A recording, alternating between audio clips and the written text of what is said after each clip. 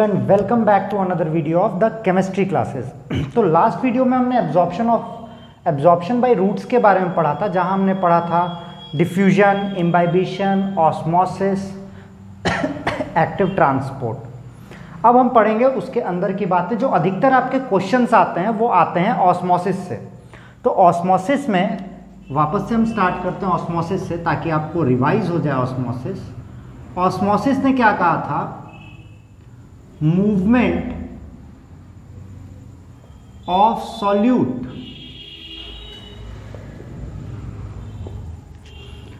From region of higher concentration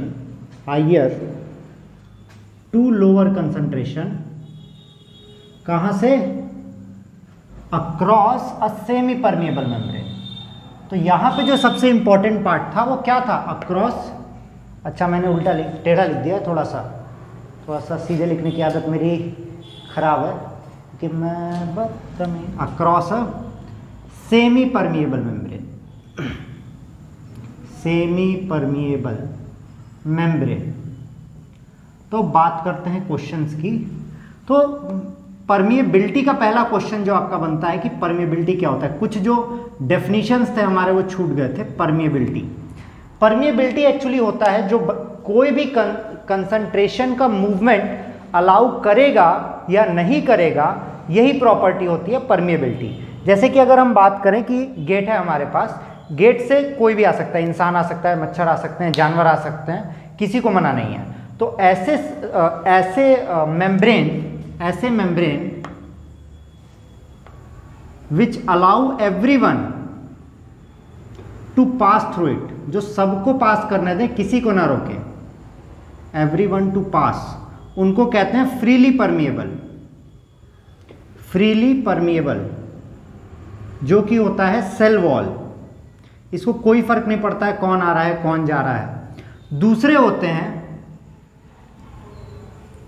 जो कुछ को अलाउ करते हैं और कुछ को नहीं करते हैं। जैसे मैंने अगर जाली लगा दी तो जाली से मच्छर आ पाएंगे, इंसान तो आ नहीं पाएंगे। तो उसे क्या कहेंगे हम लोग? सेमी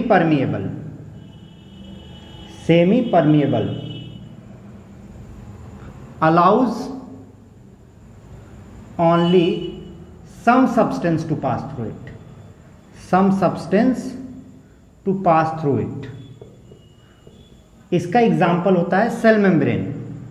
ये कुछ को अलाउ करता है और कुछ को अलाउ नहीं करता है। और तीसरा होता है इम्परमिएबल।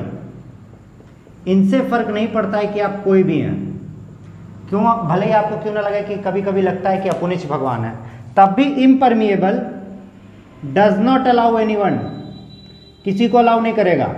सबको क्या कहेगा? निकलो यहां से पहली फुर्सत में। Does not allow anyone to pass. तो ये तीन परमिएबिलिटी के बेसिस पे मेम्ब्रेन को डिवाइड किया जाता है। परमिएबिलिटी वो प्रॉपर्टी होती है जो बताती है कि सब्सटेंस को पास करने देगी या नहीं करने देगी। वो किसी भी सब्सटेंस की प्रॉपर्टी, उसी को हम लोग क्या कहते हैं? परमिएबिलिटी। अगली चीज आती है टोनिसिटी। देखिए, ऑस्मोसिस में एक बहुत इंपॉर्टेंट सवाल बनता है टोनिसिटी का। नहीं, टोनी कक्कड़ की सिटी नहीं होगी, जितने लोग अगर ऐसा सोच रहे हैं। टोनिसिटी मूवमेंट ऑफ मॉलिक्यूल्स बताती है कि किस डायरेक्शन में होगा। अब हम मानते हैं कि हमारे पास एक कंटेनर है जिसमें सॉल्यूट भरा हुआ है, और इसमें एक दूसरा कंटेनर है। इस कंटेनर के किनारे सेमी परमिएबल मेम्ब्रेन रखा है, मतलब ये सेमी परमिएबल मेम्ब्रेन से बंधा हुआ है। मान लीजिए आपने एक जगह चीनी वाला पानी रखा और उसके अंदर आलू रखा है, रस्सी से कपड़े से बांध के, कॉटन के कपड़े से। तो कॉटन का कपड़ा ही सेमी परमिएबल मेम्ब्रेन। तो ये जो सॉल्यूट है इसका कंसंट्रेशन हाई होगा और अंदर जो सॉल्यूट है उसका कंसंट्रेशन लो होगा। तो ये जो सॉल्यूट है, सॉल्यूट का कंसंट्रेशन लोअर टू हायर जाता है। तो लोअर टू हायर, अंदर से बाहर की तरफ आएगा। तो अंदर वाले सॉल्यूशन को हम लोग कहेंगे कि अंदर वाला सॉल्यूशन हाइपरटोनिक सॉल्यूशन है। कौन सा सॉल्यूशन है बच्चों? हाइपरटोनिक। और अंदर वाला कहलाएगा हाइपोटोनिक सॉल्यूशन।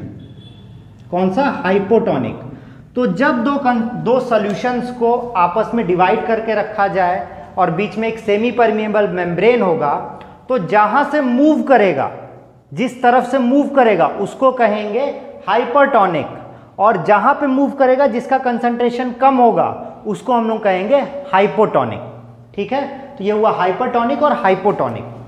और सॉल्यूशन का मूवमेंट किधर हो रहा है? किसका कंसंट्रेशन ज्यादा होगा? जहां से मूवमेंट होगा हाइपरटोनिक से हाइपोटोनिक की तरफ, यही मूवमेंट होगा। तीसरा आता है आइसोटोनिक। जब दोनों साइड का कंसंट्रेशन सेम होगा and there is no movement, तब उसे हम क्या कहते हैं कि वो सॉल्यूशन आइसोटोनिक है। आपसे क्वेश्चन पूछा जाएगा हाइपरटोनिक, हाइपोटोनिक और आइसोटोनिक का, और ऐसे ही डायग्राम बना के आप लोग को दे दिया जाएगा। इसके बाद आता है types of osmosis. I think आप लोग ये समझ गए होंगे। देखिए, बेसिकली जब ऑस्मोसिस की बात की जाती है तो ऑस्मोसिस सिर्फ और सिर्फ दो टाइप का होता है। एक को कहते हैं एक्सोऑस्मोसिस और एक को कहते हैं एंडोऑस्मोसिस। तो एक्सोऑस्मोसिस क्या कहते हैं? जैसा कि आपको नाम में ही बता रहा है ऑस्मोसिस। तो जब osmosis takes place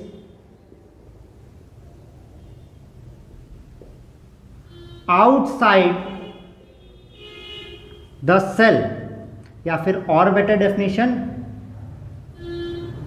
direction of movement of solute across किसके? Across semi permeable membrane is from inside to outside of cell, और इसके कारण सेल क्या हो जाएगा? फ्लैसिड। अभी हम फ्लैसिड के बारे में आप लोग को बताते हैं। एंडोऑस्मोसिस में सेम लिखेंगे, direction of movement of solute across semi permeable membrane is from outside to inside. ठीक है, अब देखिए, अगर एंडोऑस्मोसिस होता है, सेल के अंदर लगातार पानी जाता रहता है, तो सेल एक कंडीशन रीच करता है जिसे हम कहते हैं टर्जिड कंडीशन। क्या कहते हैं हम बच्चों? टर्जिड कंडीशन कहते हैं। टर्जिड मतलब एकदम टाइट कंडीशन होती है। जैसे कि अगर हमने बैलून में पानी भरा लगातार, अभी तो बैलून मेरे पास नहीं है, मेरे पास ये प्रेजेंट है, मान लेते हैं ये जो कंडीशन है इसमें से सब कुछ निकल चुका है, तो ये कंडीशन कहलाएगी फ्लैसिड कंडीशन। और फ्लैसिड कंडीशन हमेशा एक्सोऑस्मोसिस के कारण ही आती है। ठीक है, तो ये फ्लैसिड कंडीशन है, एकदम ढीला ढाला है, इसमें कुछ नहीं हो रहा है। बट अगर इसमें ऑस्मोसिस हो गया अंदर की तरफ, एंडोऑस्मोसिस हो गया, आई डोंट नो ये फूलेगा या नहीं, but I can just give it a try.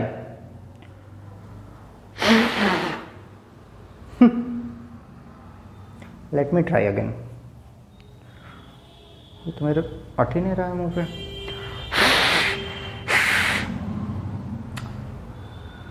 चलिए, इसमें छेद है तो अट नहीं रहा है। मान लीजिए इसमें एंडोऑस्मोसिस हो गया और ये एकदम फूल के एकदम टाइट हो गया, जितना मैक्सिमम हो सकता था, एकदम मैक्सिमम।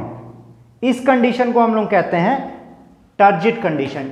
जब सेल एकदम एंडोऑस्मोसिस के कारण cell becomes tight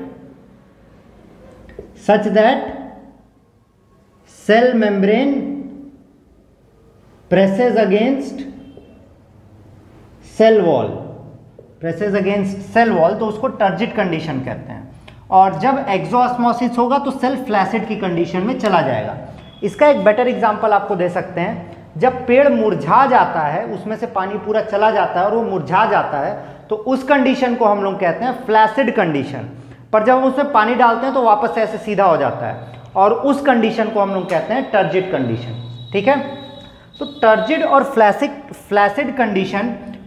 flaccid condition जो आती है उसमें सेल जो होता है प्लाज्मोलाइज्ड हो जाता है। प्लाज्मोलाइज्ड मतलब उसमें एक्सोऑस्मोसिस हो रहा है, प्लाज्मोलाइज्ड, या फिर इस प्रोसेस को कहते हैं प्लाज्मोलिसिस हो गई है। तो जब सेल की प्लाज्मोलिसिस हो जाएगी तो सेल किस कंडीशन में कन्वर्ट हो जाएगा? फ्लैसिड कंडीशन में। और जब डीप्लाज्मोलिसिस हो जाएगी तो टर्जिड कंडीशन में कन्वर्ट हो जाएगा। तो ये है आपका type of osmosis, flaccid, turgid, ये सारी बातें इसमें आपको बता दी गई हैं। दूसरा, कई बार आपको डिफ्रेंशिएट बिटवीन ये टर्जिडिटी और फ्लैसिडिटी के बीच, एक्सोऑस्मोसिस, एंडोऑस्मोसिस, आपको डिफ्रेंशिएट करने को कहता है। मैं आगे पेपर भी डिस्कस करूंगा, एक बार चैप्टर्स खत्म हो जाएं तो पेपर डिस्कस किए जाएंगे। अगर आप कुछ चाहते हैं कि मैं स्टार्ट करूं नई वीडियोस स्टार्ट करूं जिसमें कुछ और डिस्कस किया जाए, पेपर डिस्कस किया जाए, तो आप कमेंट करके बता जरूर सकते हैं। अगला एक क्वेश्चन आता है जिसमें पूछता है cell pressure and wall pressure. Cell pressure जो होता है वो cell membrane and cell content, cell में जितनी भी चीजें हैं, organelles, they put on cell wall. जब एक, और ये कब होता है? During turgid condition. जब टर्जिड सेल हो जाता है एकदम, तो उसका सेल मेम्ब्रेन एकदम चिपक जाता है सेल वॉल से, तो सेल वॉल को ऐसे धक्का देगा। जैसे मैं चिपक गया हूं, अब मुझे कोई और ढकेल रहा है तो मैं पीछे इसको धक्का दूंगा, तो ये जो मेरा प्रेशर उस पर लग रहा है उसी को कहते हैं हम लोग सेल प्रेशर। और इसके रिस्पॉन्स में वॉल जो प्रेशर लगाएगा, wall on the cell membrane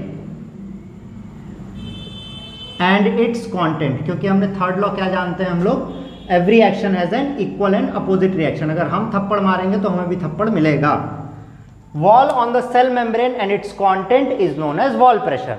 तो कई बार सेल प्रेशर और वॉल प्रेशर के बारे में डिफरेंस आपसे पूछता है। तो ये था आपका एब्जॉर्प्शन बाय रूट्स। यहाँ पे चैप्टर खत्म होता है। इस वीडियो को ज़्यादा से ज़्यादा देर तक देखें, लाइक शेयर और सब्सक्राइब जरूर करें। और हम